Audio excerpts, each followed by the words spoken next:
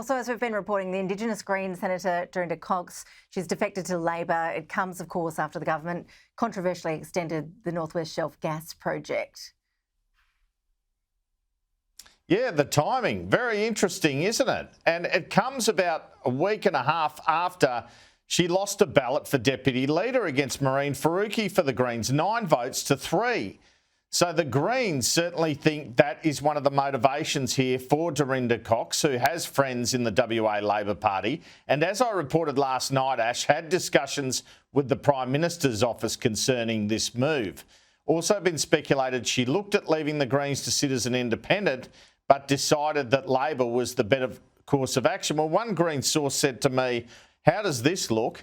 An Indigenous Greens senator moving over to Labor on the very week that they approved the North West Shelf project, which pushes up emissions and is said to threaten Indigenous rock art.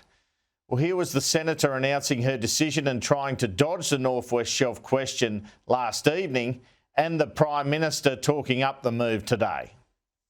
Well, I think that the provisional approval done by Minister Watt, I believe, is still in train, and it wouldn't be suitable for me to have public commentary during that stage. I mean, you were quite adamant when you were at the Greens, though, that there was no way that project should go ahead. So how do you get behind a government that's now putting forward a path for that to go ahead? Well, again, it wouldn't be for me to make public commentary, particularly during the provisional approval stage.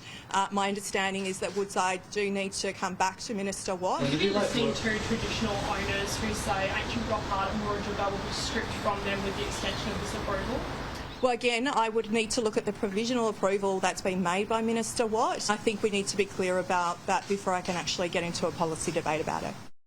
Dorinda Cox understands that being a member of the Labor Party means that she will support positions that are made by the Labor Party, but I make this point as well. North West Shelf has had an interim decision. There'll be comments required over the next couple of weeks on that by interested parties.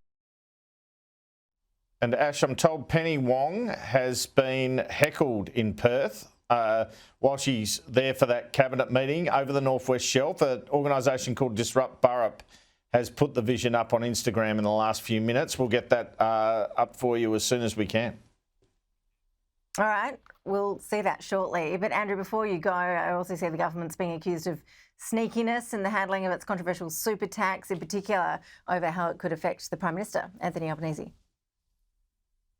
Well, we finally had an admission on Sunday Agenda on the weekend, Ash, from Amanda Rishworth, the new Employment and Workplace Relations Minister, that Anthony Albanese and federal politicians on the old pension scheme won't have to pay this super tax on funds of more than $3 million until they retire.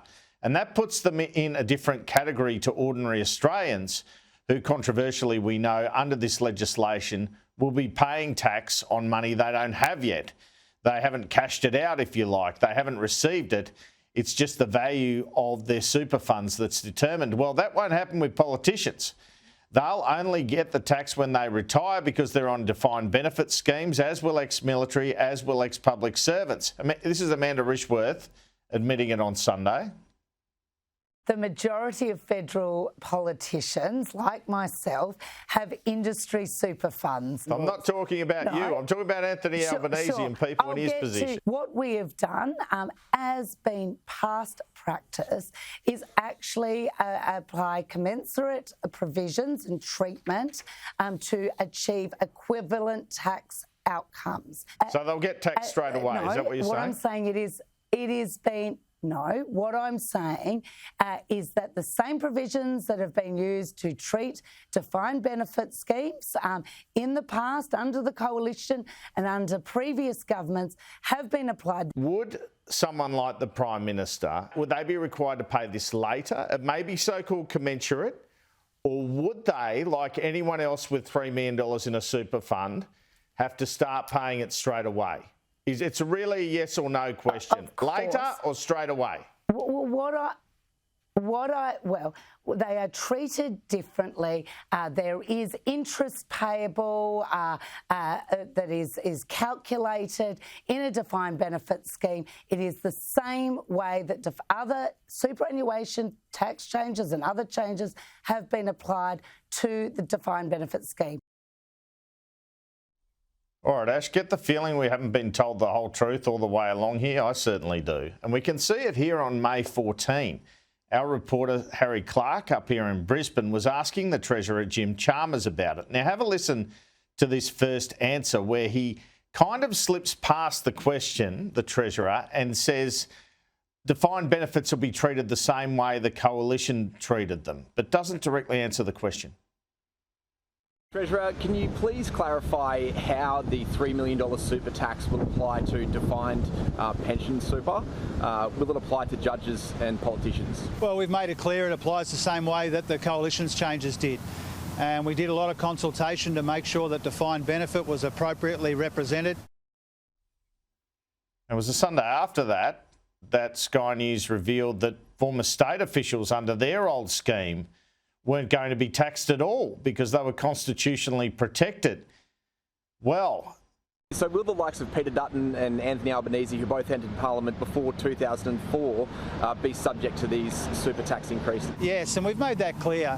Yeah, you read from time to time on social media that somehow politicians on the old scheme before 2004 have somehow been exempted. That's not the case. But politicians on defined benefit will be impacted if they've got very substantial balances by the changes we're proposing.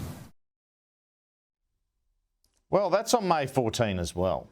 And what it shows is Jim Chalmers point blank telling our cameras that federal politicians like Anthony Albanese and Peter Dutton won't be treated differently. We now know, Ash, they will be treated differently. So why couldn't he have just said that?